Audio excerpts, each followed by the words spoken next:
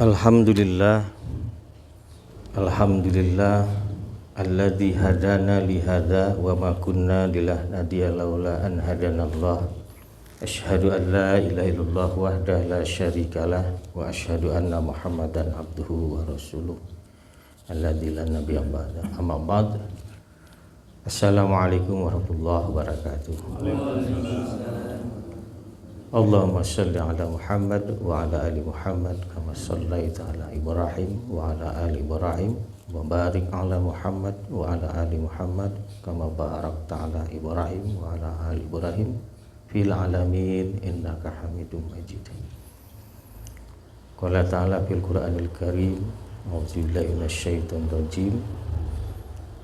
Wattaqu fitnatan la tusibanna alladziina dzalamu minkum khassah. Alhamdulillah, pada malam hari ini kita dipertemukan Allah di majelis yang rutin kita selenggarakan. Ngeureueuh jeung nikreuh jeung ngeureueuh. Dan mudah-mudahan kita istiqomah. Karena tidak ada amal yang paling dicintai Allah itu adalah amal yang dawam. Jadi ahabul amal indallah adalah adwamuhu wa in qalla.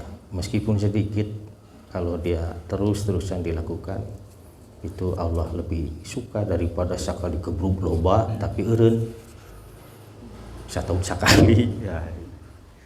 Daek ngaji misalnya satahun sakali. Nah, tapi leuheung daripada henteu sama sakali. Pan orang Sunda mah masih kena leuheung. Masih kena untung. Untung tekana mastakan hari untung maut cina, coba lamun teu maut karunya cina cacat untung.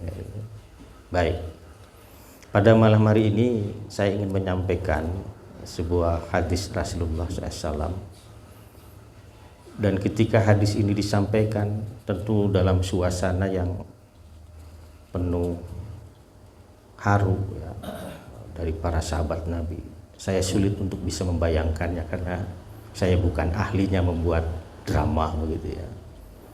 Tapi ketika hadis ini disampaikan, para sahabat itu menangis. Sampai-sampai karena tidak tahan menangis itu, kepala mereka masukkan ke dalam baju-bajunya untuk apa istilahnya ya, menyembunyikan tangis yang luar biasa. Sedih mungkin iya, takut bisa jadi iya, karena Nabi sedang mengingatkan sesuatu yang akan menimpa mereka kelak sepeninggal Rasulullah. Jadi kehebatan para sahabat itu adalah bahwa mereka merasakan ketentraman yang luar biasa hidup bersama Rasulullah. Jadi regreg ayah Rasul. Mengapa demikian? Karena Rasulullah itu bisa menjadi apapun dalam kehidupan para sahabat itu. Dia bisa menjadi teman, bisa menjadi kakak, bisa menjadi adik, bisa menjadi ayah, bisa menjadi kakek tentu karena beliau punya cucu yang tidak cuma dua kan ada cucu dari Zainab, dari yang lain-lain. Ya. Ketika perang, mereka merasa punya panglima yang amat sangat hebat. Ketika terjadi perselisihan, beliau bisa bertindak sebagai hakim yang sangat adil. Jadi apapun Rasulullah itu bisa berdiri dalam posisi apapun, itu yang luar biasa. Sehingga ketika mendengar Rasulullah itu menyampaikan pesan, dan pesan itu dipastikan bahwa itu akan terjadi kelak sepeninggalku, ya tentu mereka menjadi sangat sedih, tidak bisa membayangkan bagaimana kelak kehidupan ketika itu terjadi, dan tidak ada orang yang bisa didatangi kemudian bisa memberikan solusi dan jalan keluar. Nah, itulah Rasulullah. Selain tentu sikap lembutnya, sikap memudahkannya. Kadang kita eta rek nu awam, rek nu berilmu, kadang-kadang lebih keras daripada Rasulullah. merasa lebih bisa menghukum orang daripada Rasulullah, menyalahkan orang sangeunahna gitu, melebihi apa yang dilakukan oleh Rasulullah. Rasulullah itu orang yang sangat memberikan kelapangan. Saya tidak mengatakan menoleransi ya, tapi memberikan kelapangan kepada orang-orang ketika mereka menghadapi situasi-situasi yang pelik terkait dengan taklif yang mereka terima. Nah, itulah Rasulullah. Kepada orang ini akan ngomong seperti ini, masalah yang sama menimpa orang ini, Nabi akan bisa berbeda. Jadi Nabi tahu betul psikologi, kondisi, keadaan sosial masing-masing orang. Jadi sahabat tuh sering menangis kalau Nabi menyampaikan pesan. Ya. Mungkin ini harus Ustadz Arifin Ilham yang menyampaikan. Siapa lagi ya yang bisa itu. Ya. Pan ayah Ustadz khusus nu bisa nyieun jamaahna cirik gitu. Kalau saya nggak bisa. Ya. Malah lamun cirik malah jadi syiri gitu. Ya, itu. Apa yang disampaikan Nabi itu. Jadi nanti ada 3 hadis yang ingin saya sampaikan. Dan ini kalau menurut saya itu berkelindan, satu sama lain bisa saling memaknai.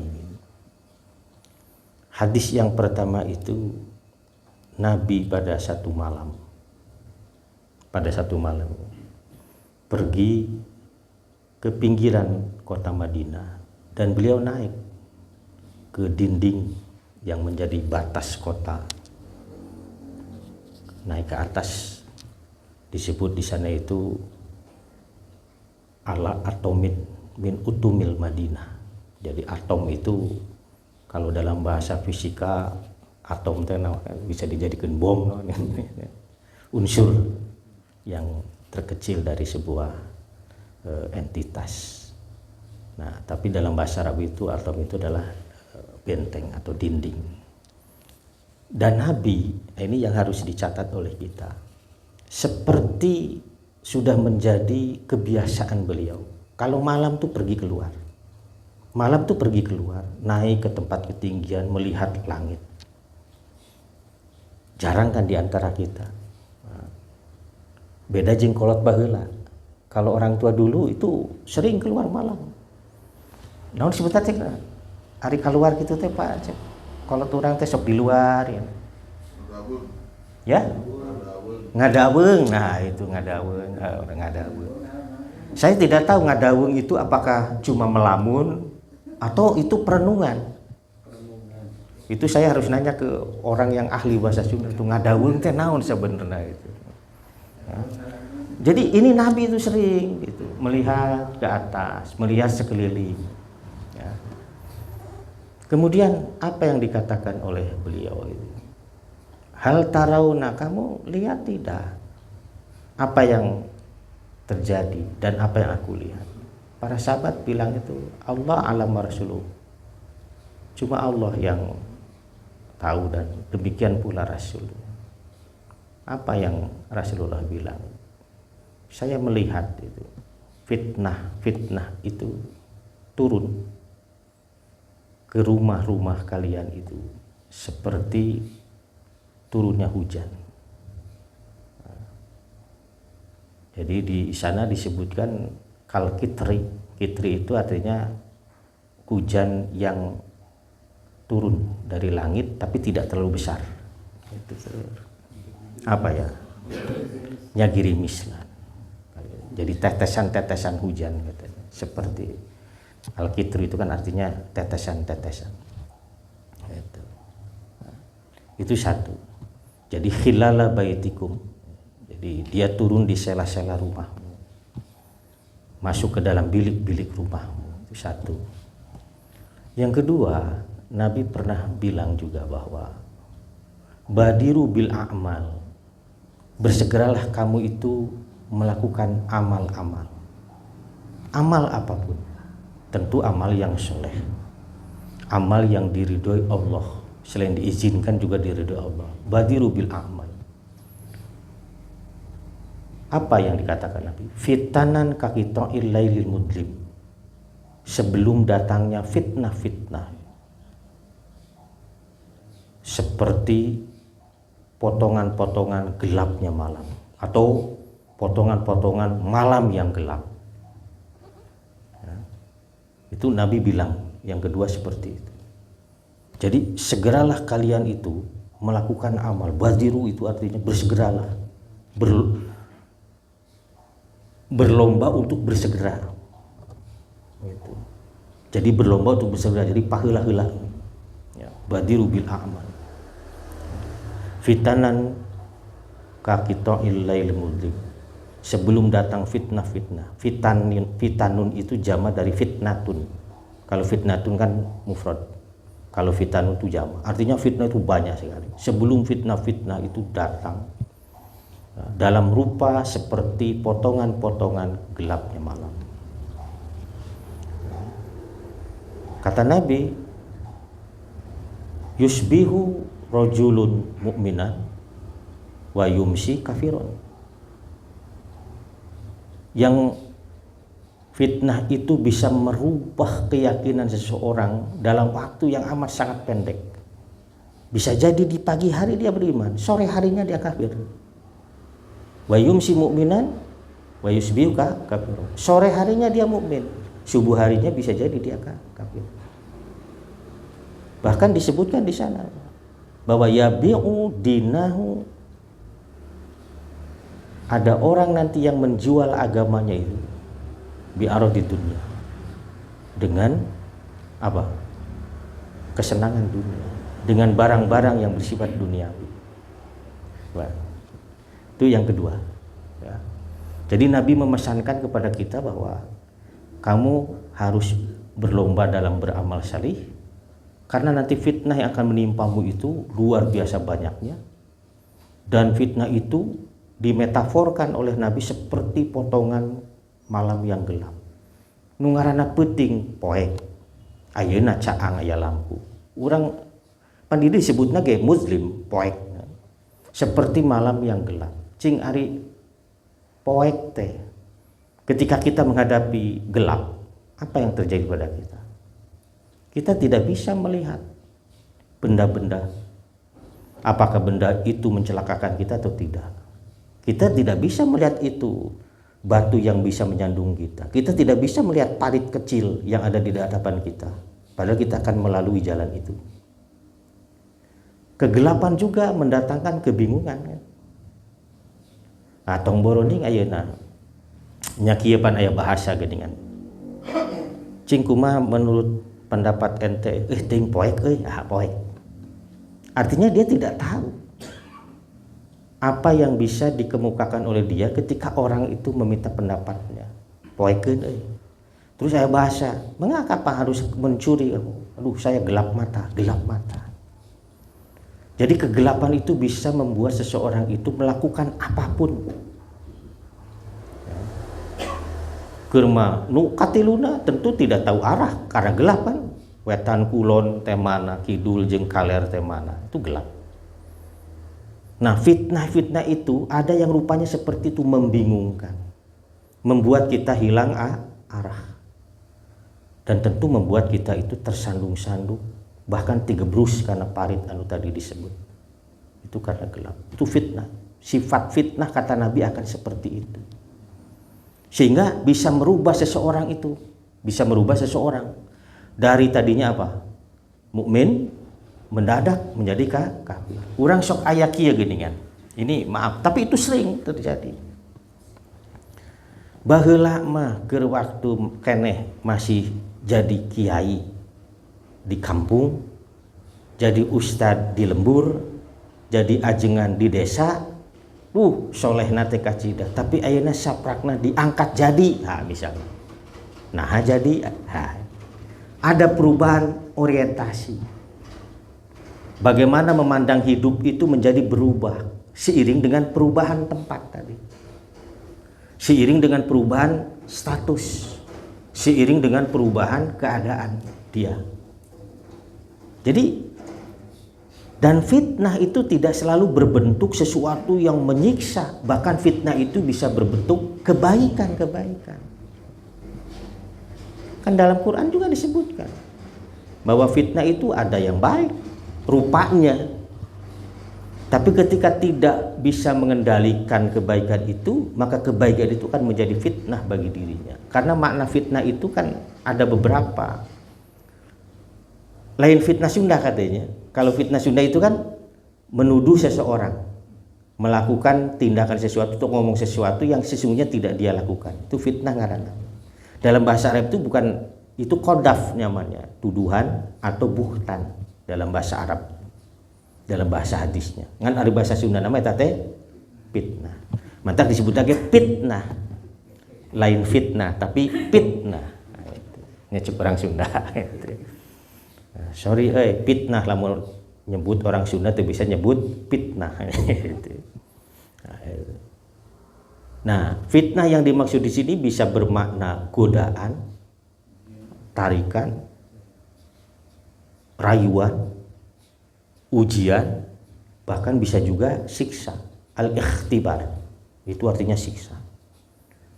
Jadi ketika Quran mengatakan fitnah, kita harus lihat dulu konteksnya apa ini. Dia berada di tengah teks yang seperti apa sehingga kita nanti tepat memaknai fitnah itu apa. Kan innama amwalukum wa auladukum fitnah. Hartamu dan anakmu fitnah. Nah, yang bisa berubah maksud saya itu menjadi musuh kita, kan begitu. Kalau kita tidak mampu mengelola harta benda dan anak-anak kita itu sesuai dengan syariah atau dengan tuntunan agama maksud saya. Nah, ini yang pertama ya, hadis yang pertama. Jadi kita diingatkan oleh Nabi untuk terus beramal saleh, karena hanya amal saleh nanti kita akan sebutkan di hadis yang berikutnya yang bisa menolongmu itu terbebas, terhindar, atau bisa bertahan dari serangan fitnah yang sedemikian dahsyatnya. Nah, kalau saya ingin mengatakannya begini, dari hadis ini saja kita tahu bahwa fitnah itu tidak satu, fitnah tidak dua, fitanun banyak sekali, dan itu bisa datang dari segala sisi dan sesuai dengan kondisi kita masing-masing. Fitnah pejabat tentu dengan fitnah jabatannya, orang kaya tentu fitnah dengan kekayaannya, orang yang berilmu dia bisa mendapatkan fitnah dengan ilmunya, petani bisa mendapatkan fitnah dengan pertaniannya, dan seterusnya. Jadi setiap posisi, setiap keadaan, setiap itu akan mendapatkan fitnah sesuai dengan kondisinya masing-masing. Cuma ada pemaknaan bahwa fitnah yang dimaksud oleh Nabi ini menurut beberapa ulama itu, kalau kita baca misalnya dalam Fathul Bari itu, bahwa fitnah yang dimaksud oleh Nabi ini adalah kondisi distraksi, kondisi turbulensi, lamun dina pesawat mah ya Pak, goncangan yang amat sangat dahsyat sedemikian rupa sehingga membuat orang seisi pesawat itu panik, bahkan bisa saja terbentur kepalanya, terbentur kakinya, dan seterusnya. Jadi menimbulkan kesakitan dan macam-macam yang lain. Itu Rasulullah itu mengatakan bahwa fitnah yang datang itu memang sedemikian dahsyat, dan itu memang pernah menimpa umat Islam sepeninggal Rasulullah. Pertama, ingat bahwa ketika Rasulullah meninggal, tiba-tiba ada sekelompok masyarakat yang menolak membayar zakat. Itu ujian pertama yang dialami oleh Abu Bakar sebagai khalifah. Sampai Abu Bakar memutuskan untuk memerangi mereka. Terjadi perdebatan dengan Umar bin Khattab, bagaimana Anda akan memerangi orang yang mengucap asyhadu alla ilaha illallah wa anna muhammadan rasulullah. Kemudian berargumentasilah Abu Bakar, illa bihaqqiha, ini adalah haknya Allah. Ketika mereka menahan zakat yang harus dibayarkan hanya karena Rasulullah itu sudah tiada, berarti mereka menahan hak Allah. Bukankah di Quran itu zakat adalah sebuah kewajiban yang permanen bagi orang Islam? Terjadi diskusi yang tajam, akhirnya Umar luluh, diperangilah mereka. Demikian juga kan ketika Umar bin Khattab itu akhirnya terbunuh setelah memerintah beberapa tahun, kan 12 tahun kalau tidak salah. Itu kan dibunuh.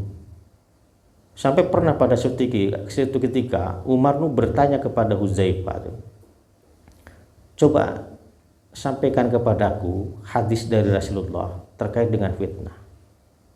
Kata Hudzaifah itu bahwa fitnah tu rajul fi ahlihi wa malihi wa jarihi tukafiru as-salatu wa shadaqatu wa shaum. Bahwa fitnah yang menimpa seseorang dalam keluarga, dalam harta bendanya dan tetangganya itu bisa ditutup katanya dengan melakukan sholat, berzakat, bersedekah, kemudian juga berpuasa atau amal-amal yang lain. Kata Umar, bukan fitnah itu yang saya maksud, tapi fitnah yang maujun ka maujil bahri, yang bergelombang seperti gelombang lautan. Pendengaran gelombang itu tidak pernah berhenti kan? Datang, bencar, datang lagi, terus saja begitu. Nah, itu yang ditanyakan oleh. Nah, kemudian kata Hudzaifah ya, bahwa Rasulullah itu pernah menyampaikan bahwa nanti fitnah besar itu kan datang seiring dengan terbukanya pintu. Nah, terbukanya pintu. Kemudian Umar bertanya, pintu itu terbuka karena dibuka atau karena dihancurkan? Kata Hudzaifah, dihancurkan. Dan ternyata yang disebut bab itu, kata Hudzaifah, tapi tanpa setuan Umar, bahwa bab itu adalah Umar sendiri. Dan memang Islam itu bertahan sedemikian luar biasa, masih tetap dalam kondisi baik ketika Abu Bakar dan Umar masih memimpin. Tapi setelah terbunuhnya Umar, apa yang terjadi? Sudah mulai ada faksi-faksi dalam tubuh umat Islam yang satu sama lain saling menghasut dan memprovokasi sampai Utsman terbunuh. Ketika Utsman terbunuh, Ali pun juga terbunuh. Terjadi sebelumnya perang Siffin kan? Nah, meskipun sudah terjadi perdamaian, tetap saja itu pada akhirnya Ali bin Abi Thalib terbunuh. Setelah itu apa yang terjadi? Hasan ngelehan. Tapi pasca itu bagaimana anak Muawiyah memperlakukan keluarga Ali bin Abi Thalib sampai akhirnya Husain terbunuh, Abdullah bin Zubair terbunuh, begitu seterusnya. Jadi fitnah yang tidak pernah berhenti, itu yang dimaksud oleh para ulama hadis. Nah, baik, kita lanjutkan. Nah, ada hadis lain ya, Nabi pernah menyampaikan asratus sa'ah, tanda-tanda kehancuran. Salah satunya adalah kasratul jahli. Apa itu? Banyaknya kebodohan. Kita memaknai al-jahlu itu sebagai kebodohan. Orang jahiliyah disebut jahiliyah karena bodoh. Nah, bodoh nanti artinya teh sakola. Ingat, orang Arab jahiliyah itu mereka ahli bahasa, pandai bersyair, mereka pandai berdagang, ahli strategi. Itulah mengapa Mekah itu beratus-ratus tahun tetap aman. Padahal dia berada posisinya di tengah dua superpower kan, Persia dengan Romawi. Tapi mengapa kok bisa bertahan? Tidak ada yang berani menyentuh. Bahkan pernah sebelum zaman Rasulullah itu kan, pasukan gajah dari Yaman itu Abraha ya, menunggangi gajah dengan ribuan tentaranya hendak menyerang Ka'bah. Mereka luluh lantak. Bahwa itu pertolongan Allah, iya. Tapi maksud saya bahwa negosiasi yang dilakukan oleh Abdul Muthalib, kakeknya Nabi, itu sukses luar biasa. Artinya kan bukan sembarangan itu. Tanpa harus melalui peperangan, peperangan itu menjadi tidak terjadi, hancur tihela. Ini menunjukkan bahwa mereka pandai, mereka pintar, mereka cerdas. Tapi mengapa disebut jahiliyah? Al-jahlu itu adalah al-ghaliyu. Apa itu? Impulsif. Apa paslaman impulsif? Apa tuh? Gampang meledak. Naon ngaranna teh? Sumbu pendek. Gampang marah, gampang meledak, gampang tersinggung dan seterusnya, sehingga terjadi peperangan yang tidak pernah berhenti. Contohnya di Madinah antara Khazraj dengan Aus yang tidak pernah berhenti. Berhenti itu setelah zaman Nabi itu. Bagaimana hanya gara-gara Hajar Aswad, nempatkan Hajar Aswad parasea. Ini orang-orang pintar ini, tapi mereka seperti itu. Mereka berilmu banyak tapi tanpa hikmah, itu yang dimaksud dengan jahil itu. Jadi bukan bodoh dina arti teu nyakola. Ilmu nama bisa jadi loba. Bahkan di zaman Nabi ada ahli syair yang setelah masuk Islam, Nabi sangat hormat kepada beliau karena syair-syairnya. Menunjukkan bahwa mengapa si penyair itu dikatakan jahiliyah ketika belum memeluk Islam. Karena syair-syairnya itu berisi hal-hal yang memprovokasi orang. Dengan syair orang itu bisa berperang, begitu maksudnya. Itu kan kecerdasan itu. Hanya orang yang cerdas yang bisa dengan omongannya orang lain bisa bertengkar atau bisa berdamai. Tapi mengapa disebut jahiliyah? Karena tadi tidak adanya hikmah. Ya persislah hari ini kan. Banyak orang pintar tapi sepi dari kebijaksanaan. Sepi dari keadilan. Sehingga Muhammad Abduh itu dalam Risalatul Tauhid menyebut bahwa mereka itu adalah kaum yang ignorant, unjustice, unfair. Jadi hal-hal yang baik tidak ada pada mereka. Baik dalam pandangan kemanusiaan, apalagi dalam pandangan Allah. Itu. Nah, ciri kiamat itu salah satunya adalah kasratul jahli. Jadi munculnya banyak kebodohan. Nah, saya mau nanya. Kalau kebodohan itu menjadi mayoritas, kira-kira pemimpin yang lahir seperti apa? Sekarang ini di media sosial sering terjadi. Oh iya pilihan 58. Karena kemarin sukses menjadi itu karena 58%. Itu menjadi sindiran. Tapi ini menjadi sangat relevan dengan hadis yang saya sampaikan tadi. Bahwa karena penghuni suatu wilayah katakan teritori itu adalah orang-orang yang jahil, maka pasti yang akan lahir itu adalah pemimpin yang mengapa? Karena pemimpin itu adalah cerminan dari masyarakatnya, dari warganya. Itu. Namun di pertandingan sepak bola, kalau kaptennya saja tidak bisa menjadi suri toladan, itu pasti anak buahnya acak-acakan. Nah, itu yang maksud saya ingin saya sampaikan pertama kali kepada kasratul jahli. Jadi kalau kebodohan sudah demikian meluas, maka tentu pemimpin yang lahir, itulah mengapa dalam hadis disebutkan la yantazul ilma intizaan. Ilmu itu tidak akan dicabut sekaligus, Pak Tata. Tidak sekaligus dicabut ngadadak leungit gitu, ilmu waris ngadadak leungit, ilmu hadis ngadadak enggak. Tapi ilmu itu akan hilang biqabdil ulama, dengan dicabutnya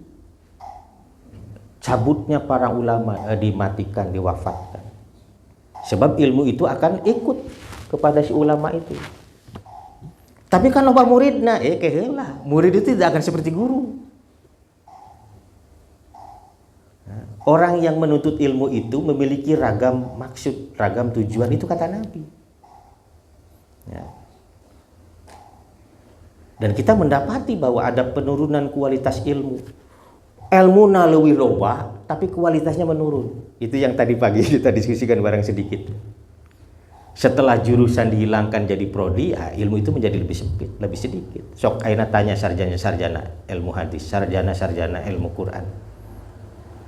Satu buku saja, Mabahis fi Ulumil Quran karya Manaul Qoton tanya, menguasai pasti ente.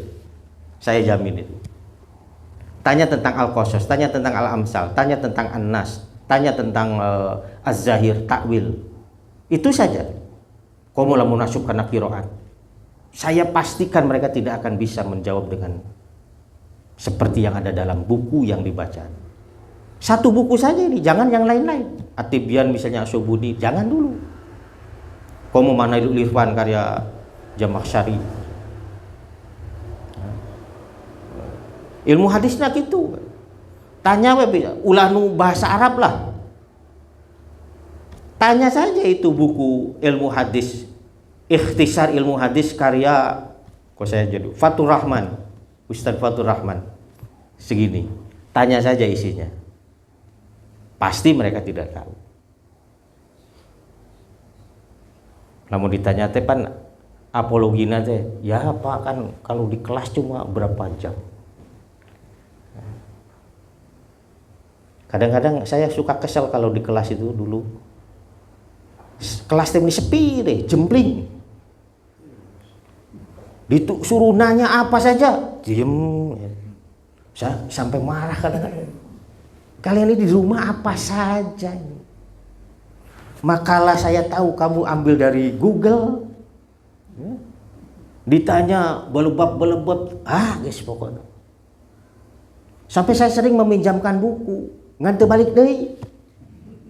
Itu. Wah, entah berapa puluh buku itu yang gak kembali lagi itu. Sampai pas saya butuh pusing nyangan di mana. Oh, bener pinjamkan. Itu.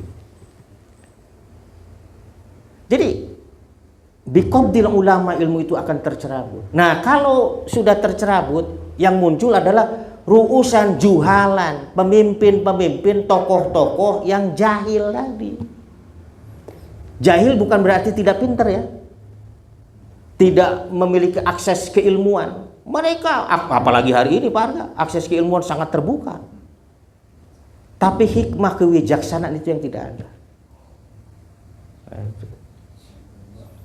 Boleh jadi banyak, saya sering dalam khutbah mimbar Jumat itu di kampus ataupun di tempat-tempat yang para tokoh itu ada. Saya mengatakan profesor banyak, doktor banyak, magister pabalata isteka itu ayo.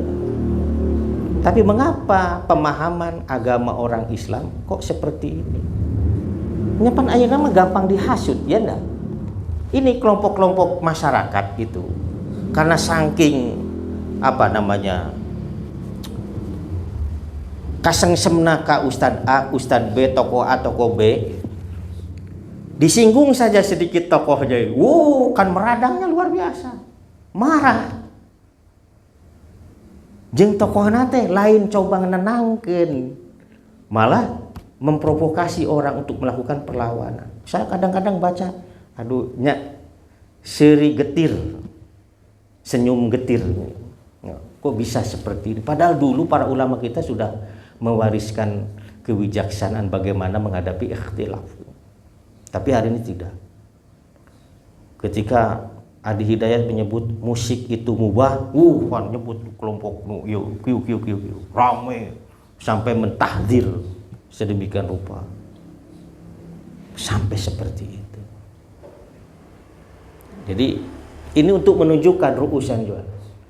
Fayustaftauna, mereka dimintai fatwa pendapat.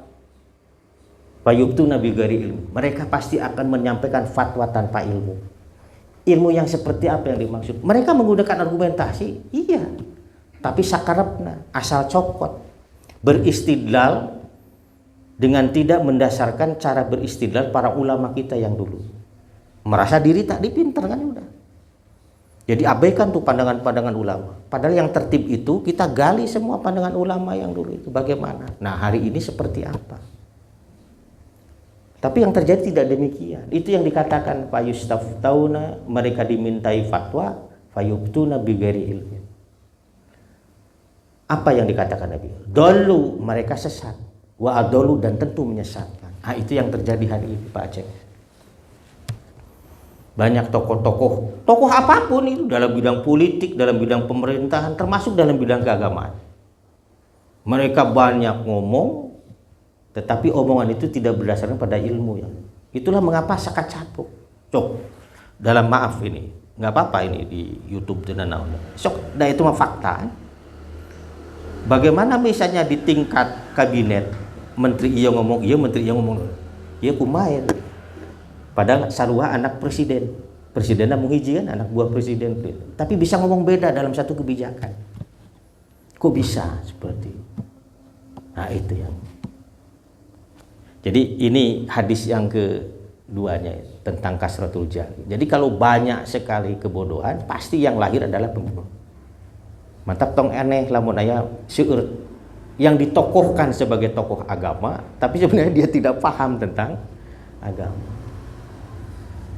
Jadi ya mungkin kita harus banyak-banyak yang ngariung kieu. Mungkin mendatangkan ahli nanti ya, yang mumpuni dalam studi apa misalnya.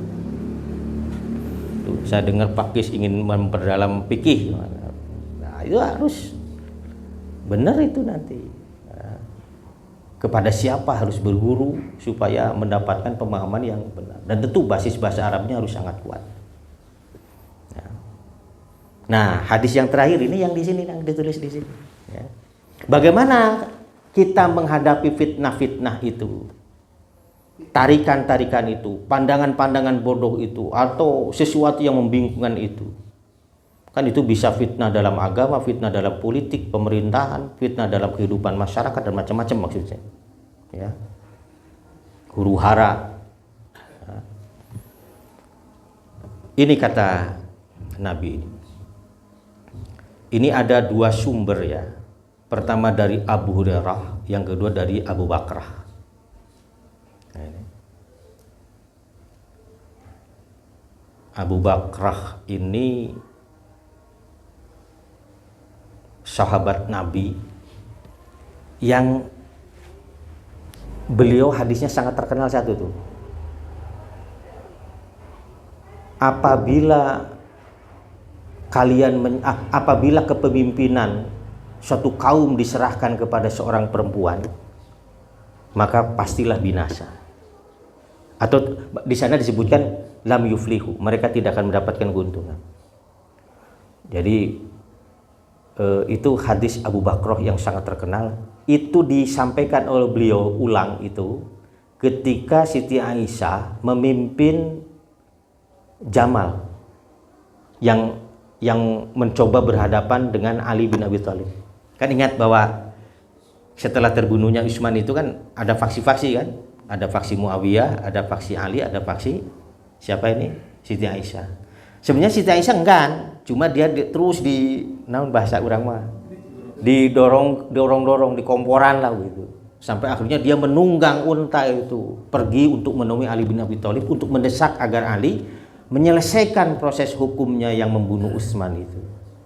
Ali kan enggan, sebab situasi politik ketika itu tidak memungkinkan beliau melakukan tindakan keras. Itu bisa hancur-hancuran lah gitu. Nah, tapi kemudian melihat itu Abu Bakar menangis. Dia ingat apa yang disabdakan oleh Nabi itu tentang tadi. Ini kalau sudah perempuan ikut campur dalam urusan ini, apalagi menyerahkan kepemimpinan itu kepada perempuan, sudah hancur. Sebenarnya hadis ini disampaikan oleh Nabi ketika Raja Persia itu Kaisar sebutannya apa kalau Kisra ya. Kalau di Persia itu. Ketika Kisra itu meninggal dunia digantikan oleh anaknya yang perempuan. Nah, Nabi itu mendengar cerita itu, berita itu bahwa Persia sekarang itu dipimpin oleh seorang perempuan. Nah, Nabi ngomong begitu. Nah, kemudian beliau seolah-olah diingatkan ketika Siti Aisyah memimpin pasukan itu. Nah, kemudian dengan segala upaya Ali bin Abi Thalib, Abu Bakar dan sahabat yang lain memberikan advice, saran kepada Siti Aisyah agar kembali lagi, sudah nggak usah diteruskan. Akhirnya Siti Aisyah memang nurutlah, kembali lagi dan tidak terjadi peperangan. Jadi itu luar biasa tuh Pak tadi itu. Jadi ada perang Siffin, ada perang Jamal gitu, yang nanti mengulurkan Khawarij itu kan setelah tahkim terjadi. Baik, saya akan menyampaikan yang Abu Bakrah ini. Innaha satakunu fitanun ala summa takunu fitnatun al-qaidu fiha khairun minal masyi minal masyi fiha wal masyi fiha khairun minas sa'i ilaiha. Dalam hadis Abu Hurairah itu ada yang mengatakan bahwa satakunu fitanun al-qaidu fiha khairun minal qaim, al-qaimu fiha khairun minal masyi, al-masyi fiha khairun minal sa'i. Nah, ini yang tadi. Jadi nanti kata Nabi akan banyak sekali fitnah, dan nanti ada salah satu fitnah yang bisa jadi salah satu fitnah yang dimaksud itu terjadi di tempat-tempat yang berbeda. Nah, kata Nabi, dalam kondisi yang seperti itu orang yang duduk itu lebih baik daripada orang yang berdiri. Al-qaid itu lebih baik daripada orang yang qaim, yang berdiri. Dan orang yang berdiri saja ya, itu khairun minal masyi, lebih baik daripada orang yang berjalan kaki, berjalan. Dan al-masyi fiha, dan orang yang berjalan saja bisa jadi lebih baik daripada orang yang berlari kecil. Ini berlari kecil, sa'i itu kan kalau berhaji kan atau umroh itu ada sa'i kan, itu lari kecil. Sebab kalau lari cepat itu disebutnya harwalah. Itu. Lari cepat. Nah, apa yang sebenarnya ingin disampaikan oleh Nabi di sini? Keterlibatan sebenarnya. Bahkan di hadis yang lain Abu Hurairah menyebutkan an-naimu fiha khairun minal yaqdan. Orang yang tidur itu lebih baik daripada orang yang terjaga. Al-yaqdanu khairun minal qaid. Orang yang terjaga saja masih ngagoler itu lebih baik daripada orang yang duduk. Orang yang duduk lebih baik terus. Ini sebenarnya sedang membicarakan tentang hierarki keterlibatan orang dalam merespon fitnah-fitnah yang terjadi pada saatnya nanti. Ya ayeuna kieu lah. Sekarang kan zaman fitnah, betul tak? Ya contoh yang sederhana misal begini. Perang kamari welah antara Iran jeung Amerika plus Israel. Tiba-tiba kemudian Iran harus menyerang pangkalan-pangkalan militer Amerika Serikat di wilayah Teluk, di mana itu Bahrain, kemudian di Qatar, Uni Emirat, termasuk Arab Saudi. Apa yang terjadi? Kan orang Islam saling berhadapan satu sama lain. Sampai kemudian maaf ada ustadz yang menyebut bahwa apa itu ayatullah, yang ada adalah ayatus syaitan. Itu luar biasa menurut saya itu kalau sudah sampai keluar kata-kata itu. Maksud saya bahwa begitulah respon umat ketika terjadi fitnah. Cigana mah kieu, lamun Iran jeung Amerika wungkul mah meureun rada jempling meureunnya. Tapi ketika tahu bahwa ada negara-negara yang teluk dan itu sebenarnya sedang menyerang pangkalan militer, itu kan timbul reaksi dari kelompok yang merasa bahwa negara yang selama ini telah berjasa pada dirinya itu kok diserang ku Iran. Nah akhirnya itu di media sosial, di YouTube itu luar biasa itu. Akhirnya naon di Indonesia milu ribut. Anu ngabela Iran nyagelen Syiah tapi membela Iran.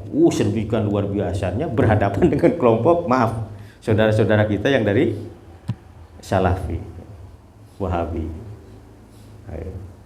Itu bertengkar. Nah ini yang dikatakan oleh Nabi. Ini yang dikatakan oleh Nabi.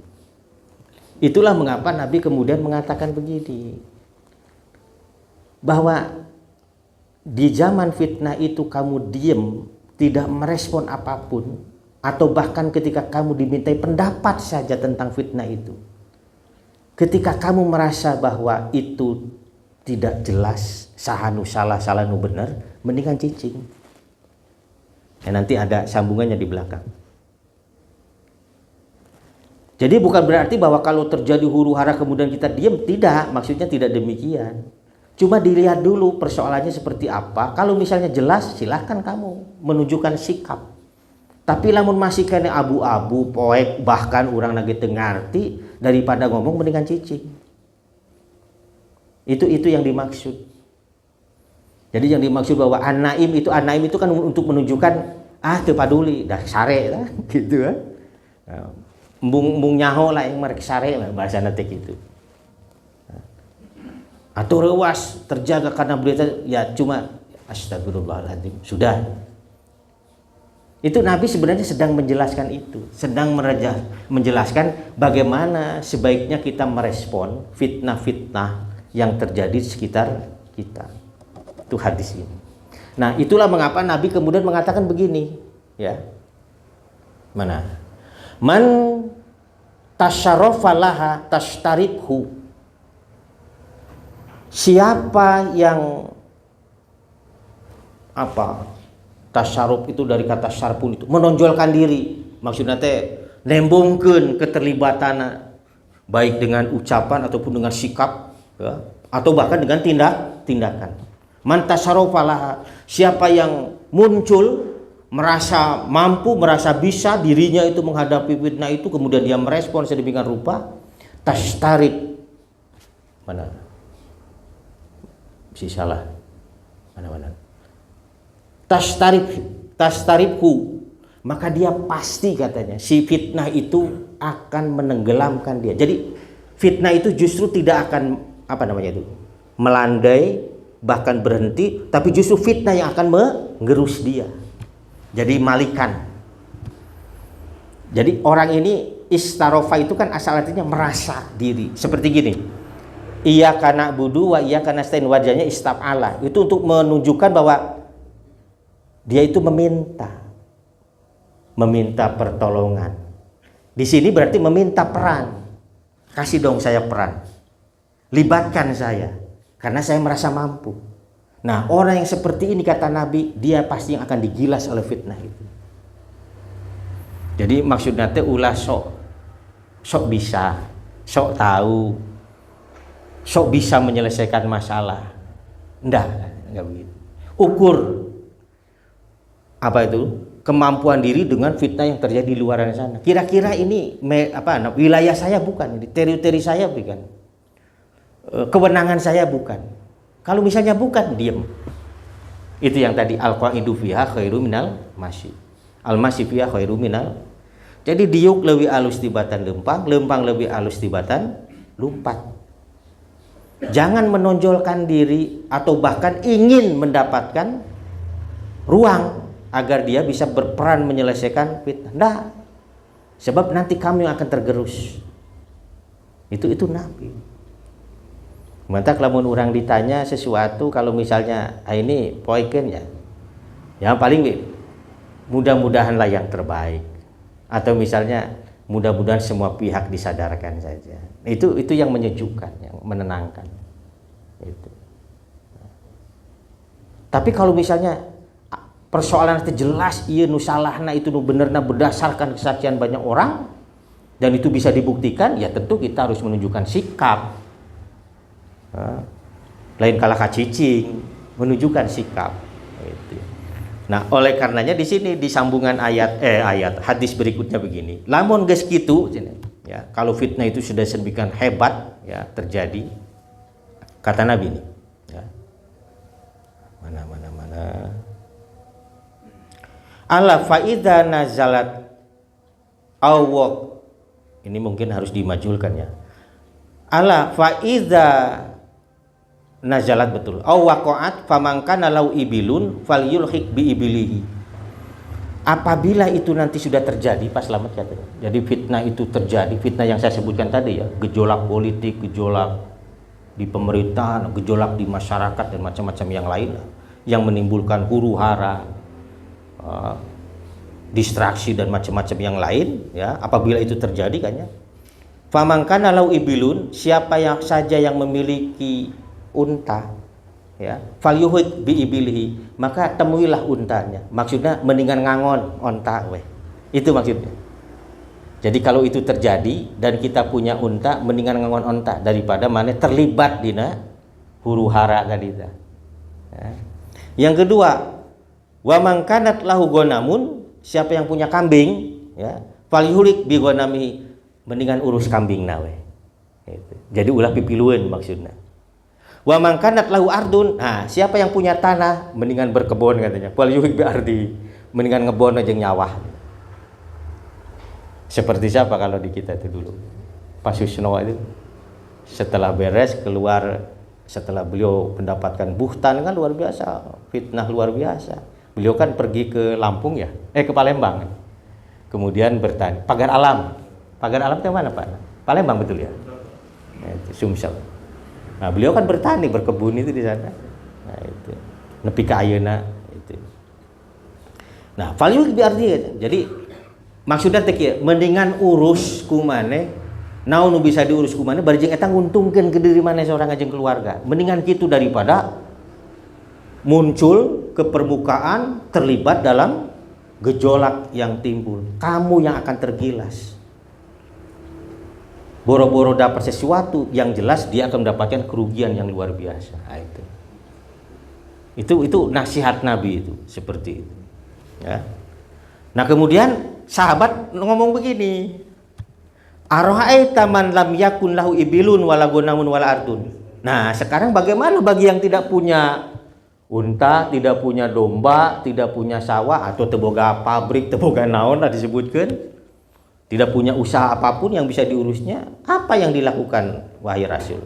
Kata Nabi, ya, kata Nabi ini, ya'midu ila sayfihi fayudaqqo ala haddihi bihajarin. Kamu ambil pedangmu, ya, sebab ya kan zaman Nabi kan pedang teh geus biasa. Ambil pedangmu, kemudian pergi ke batu, kemudian pukulkan tuh bagian tajam pedangmu itu hingga tumpul. Maksudnya teh naon? Supaya temiluan kan. Sebab lamun urang ngarasa boga senjata, itu maksudnya. Kita akan tertarik itu untuk keluar, aing kudu milu perang. Itu pasti akan seperti itu. Seperti yang pernah saya ceritakan tuh, ada sahabat tabi'in yang datang ke Madinah ingin berperang menghadapi pasukan Romawi. Cek orang Madinah teh lain kitu dan Nabi ngomong akhirnya mengurungkan niatnya dia. Nah itu seperti itu. Jadi kalau memang merasa tidak berkemampuan mendingan cicing gitu. Namun merasa punya sedikit alat yang bisa sedikit ilmu ataupun mendingan cicing lah. Itulah mengapa dalam bahasa hadis itu mangkana yu'minu billahi wal yawmil akhir apa? Falyakul khairon kalau kamu beriman kepada Allah dan hari akhir, benar-benar beriman kepada Allah dan hari akhir, ngomong yang benar, yang baik, atau diam sama sekali. Jadi Nabi bahkan di sini disebutkan terusannya itu sumaliyanji inistato'a naja. Kalau bisa cari selamat semampu kamu. Jadi kita diminta untuk cari selamat. Dan memang benar apa yang terjadi itu di zaman peperangan antara Ali bin Abi Thalib dan Muawiyah. Akhirnya melibatkan masyarakat sipil dan itu terbelah luar biasa. Sampai kemudian ini dalam sejarah dan itu dikemukakan bagaimana pengikut-pengikut Sayyidina Ali itu mendapatkan perlakuan yang tidak manusiawi oleh pemerintahan Muawiyah ketika itu. Bahkan di zaman anaknya Muawiyah, Yazid, itu lebih parah lagi. Sampai mimbar-mimbar Jumat saja itu dijadikan sarana fasilitas untuk memaki-maki. Jadi khotib nanti memaki-maki Ali bin Abi Thalib dan para pengikutnya atau para orang yang mencintai beliau, berpihak kepada beliau. Sampai seperti itu. Dan itu baru berhenti di zaman Umar bin Abdul Aziz. Sampai berhenti itu baru berhenti di zaman Umar bin Abdul Aziz. Tadinya mau dimaki-maki saja. Itu munculnya banyak hadis palsu tentang Muawiyah, tentang Ali itu di masa itu. Ya. Sampai kemudian diganti apa Ustaz yang suka dibaca oleh para khatib itu di akhir ayat Quran, innallaha ya'murukum bil adli wal ihsan wa ita'idzil qurba wa yanha 'anil fahsyi wal munkar. Eta teh sebenarnya mah muncul untuk mengganti makian para khatib kepada keluarga Ali bin Abi Thalib dan kepada Ali, keluarganya, dan kepada para pengikutnya.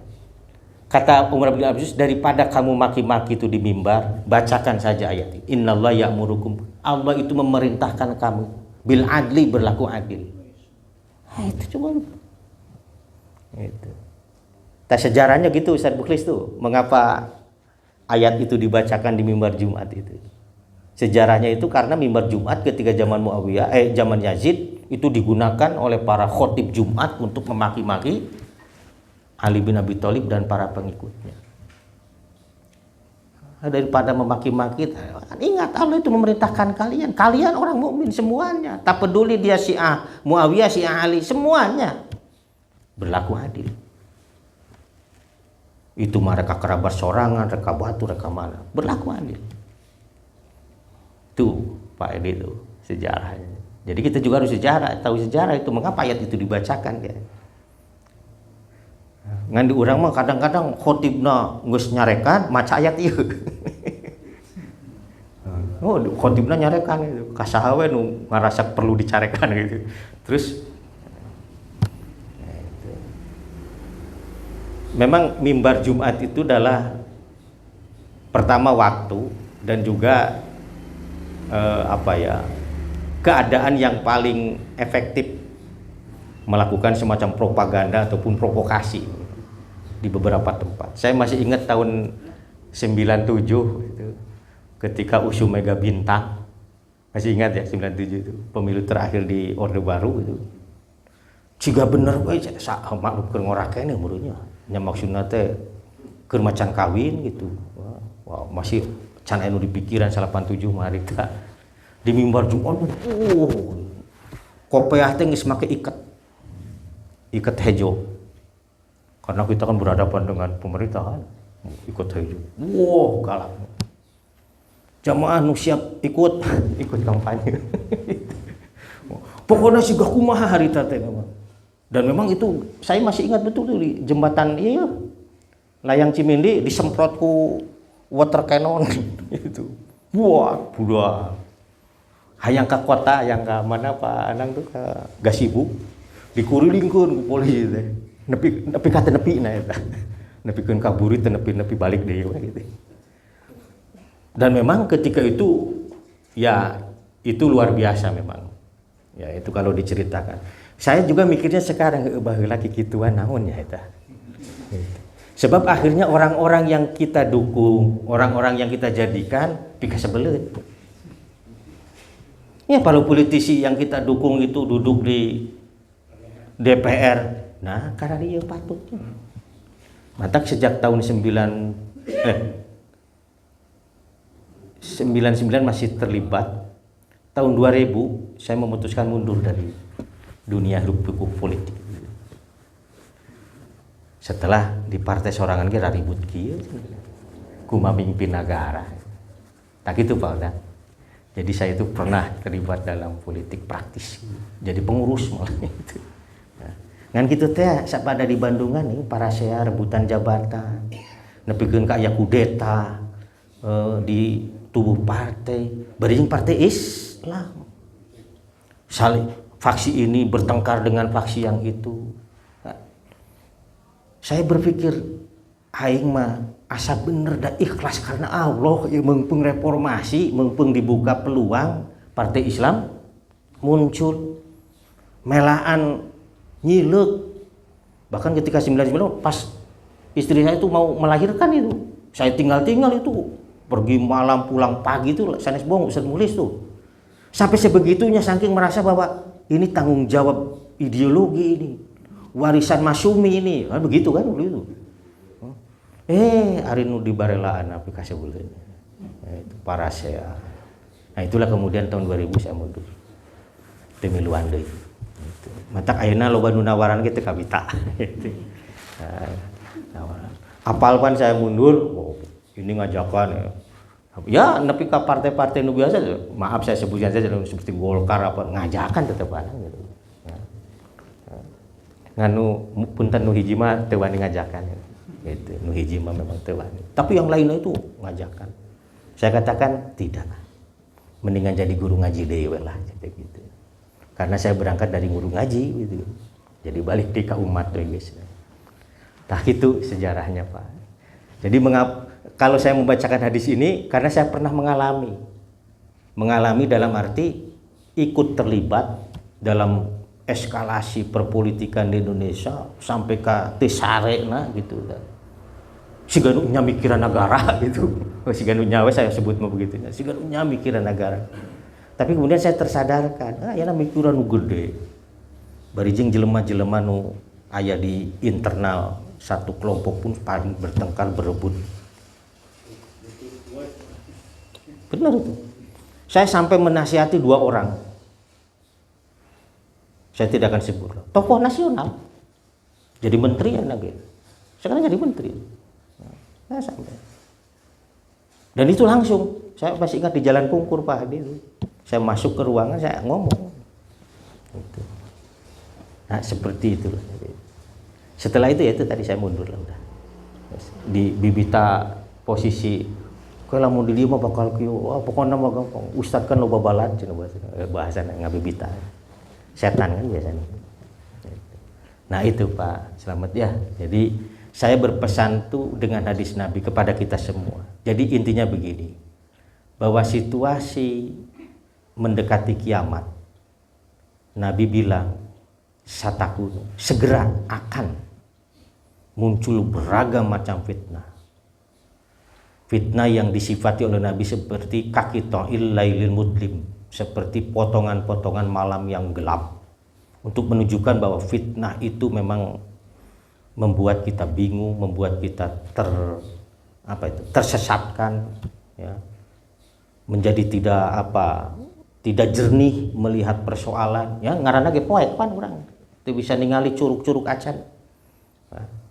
Nah dalam kondisi seperti itu katanya kita lebih baik mengukur kemampuan diri, kira-kira kalau kita terlibat ini menyelesaikan masalah atau tidak, atau justru sebaliknya akan semakin membesar, atau bahkan kita sendiri yang akan tergilas tadi itu, mantasarofa halaha itu tastaribhu.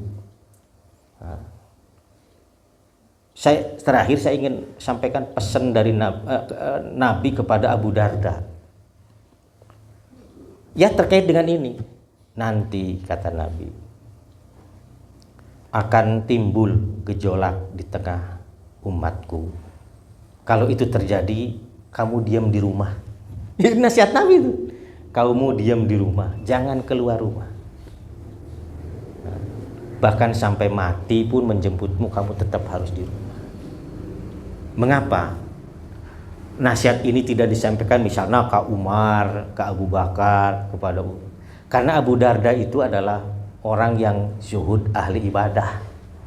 Guys, mendingan beberes ibadah begitu daripada maneh keluar malah jadi lebih rame. Jelema nu teu ngarti karena politik, ayeuna ngomong politik, pan jadi kacau.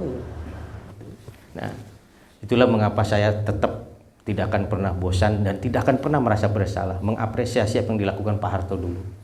Ahlina Pak Harto manu sok di dieu heula ya nepikeun ka suksesna. Lamun sukses kakara dikembangkeun ka daerah lain kitu. Ariono sampai ke kecamatan aya 30 kumaha eta rebutan dapur. Jadi persaingan, akhirnya saling meracuni satu sama lain. Itu. Jadi saya mendengar banyak dari orang-orang yang kredibel, ya karena dari dokter saya mendengar, dari guru-guru yang terlibat dalam proses itu juga mendengar. Nah, padahal ini kan program yang melibatkan banyak pihak sebenarnya. Mulai dari ya tentu BGN sebagai leading sektornya ya. Tapi kan ada Kementerian Kesehatan di sana, Kementerian Sosial, ada Kementerian Pertanian di sana, Kementerian apalagi itu, Pendidikan di sana mesti.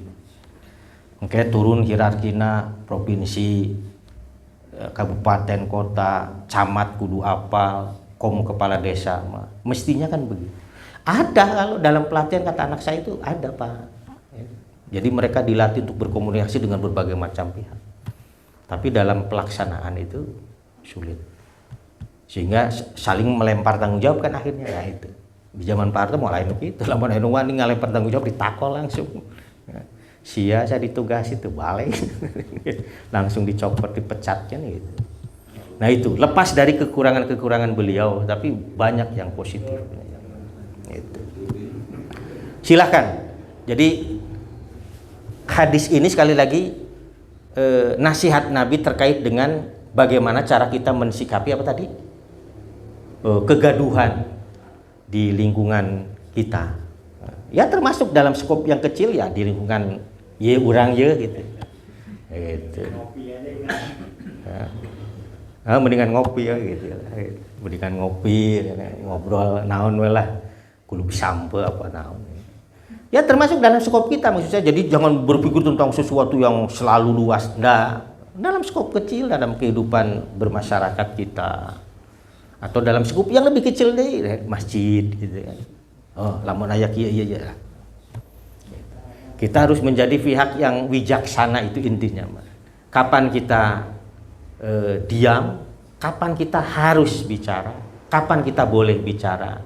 ukur sesuai dengan kemampuan diri kita. Itu yang paling penting. Ngan kadang-kadang ya maklumlah ngaranaga manusia kadang-kadang lepas kontrol. Jo langsung hayang nembalan we gitu. Itu. Nah, sekarang mas setelah membaca hadis ini kita harus mulai berpikir lamun rek ngomong teh kira-kira naon dia norek diomongkeun gitu. Gitu. Kuma berarti teu menang heureuy mah da Nabi geus sok heureuy gitu. Gitu. Jadi jangan membayangkan Nabi itu jelema serius. Nah, Nabi itu nyalse orangnya gitu. Ya.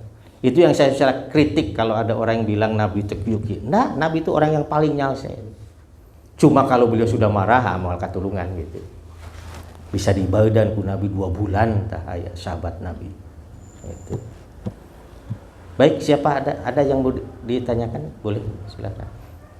Silakan. Ini tentang kita ini, tentang bagaimana sikap kita menghadapi persoalan-persoalan yang terjadi di masyarakat kita, di pemerintahan kita, negara kita. Silakan, ada? Boleh? Atau hal lain? Silakan. Jangan seperti kelas kuliah saya yang jempling. Kalau di kelas saya sudah marah kalau cicing. Mantak sok yuk nanya saya, lamun teu nanya saya kasih 5 menit sok. Nanti saya tunjuk kalau ada yang nanya. Saya begitu. Ya, jangan baca chat ini. Waalaikumsalam warahmatullahi wabarakatuh.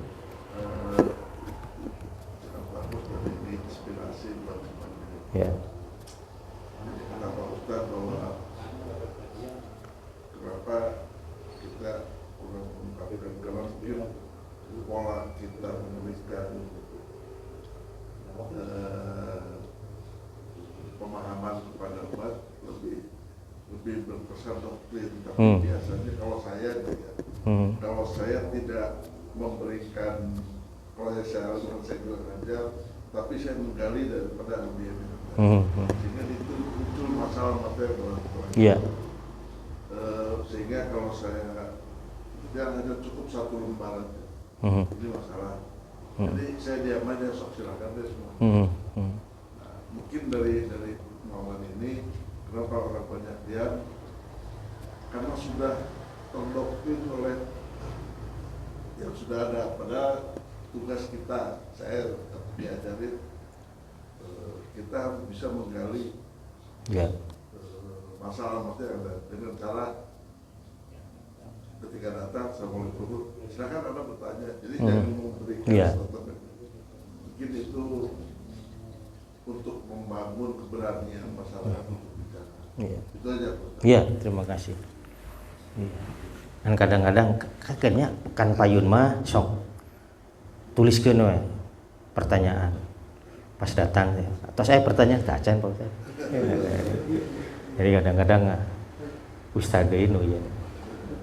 Ya itu, tapi memang betul bahwa kita ini dididik untuk tidak berani menyampaikan persoalan. Yang kedua, malu menyampaikan persoalan. Bisa dianggap naon? Sanes bisa dianggap bodoh, bisa dianggap segala tunya. Padahal nggak begitu juga. Nah, itu. Ta'ala mau niat uji salah. Gitu. Nah, itu. Nabi marah itu kalau ada yang begitu. Ya itu mungkin. Terima kasih. Mudah-mudahan kita diselamatkan dari fitnah. Ya. Dan kita bisa kokoh tetap berdiri hidup dengan Islam kita yang didasari oleh keimanan yang murni ya kepada Allah Subhanahu wa taala dalam rupa tauhid yang benar, dan kita pun dimudahkan untuk mendapati sunnah Rasulullah dalam mengarut kehidupan. Ada doa yang bagus itu, Allahumma arinal haqqa haqqa. Ya. Kemudian kita meminta untuk mendapatkan kemampuan mengikutinya. Warzuqna tib. Kemudian wa arinal batila batil. Kemudian warzuqna ijtinaba. Itu doa yang bagus itu. Insyaallah semoga kita mendapatkan keampunan dari Allah. Jeung hiji deui pan urang sok lamun karunut dengan sok Allahumma ayo bacakeun Allahumma. Enggak, maksud saya sanu apal. Itu yang dibaca Ustaz Mukhlis kalau kunut apa? Allahumma hadina fiman hadait wa afina wa tawalaina. Itu doa yang bagus sebenarnya. Ngantu dikunut wae ngadoa nu kitu di mana we eta doa yang bagus. Eta doa nu diajarkeun Nabi ka incuna. Siapa? Hasan. Itu yang diajarkan oleh Nabi. Itu. Di witir, lamun witir gitu. Sok baca doa itu. Jadi nanti kalau sholat malam berwitir, nah boleh itu membaca doa. Kalau saya akan membaca ahlas sana'i wal majdi ahaqqu maqalal ab wa kuluna laka ab Allahumma la mani alima atait wa la mu'ti alima mana wa la yanfa'u dar jadi mingal Allahumma tahirni bisalji wal baradi wal barid Allahumma tahirni minaz dzunub wal khataya kama yunaqas abyad minal mas. Itu doa yang bisa dibaca ketika i'tidal. Itu. Tak gitu ya. Sadaqallahul adzim. Nu bener mah Allah unggul. Aku lu falada wa astaghfirullahaladzim subhanakallahumma bihamdika asyhadu an la ilaha illa anta astaghfiruka wa atubu ilaik. Wassalamualaikum warahmatullahi wabarakatuh.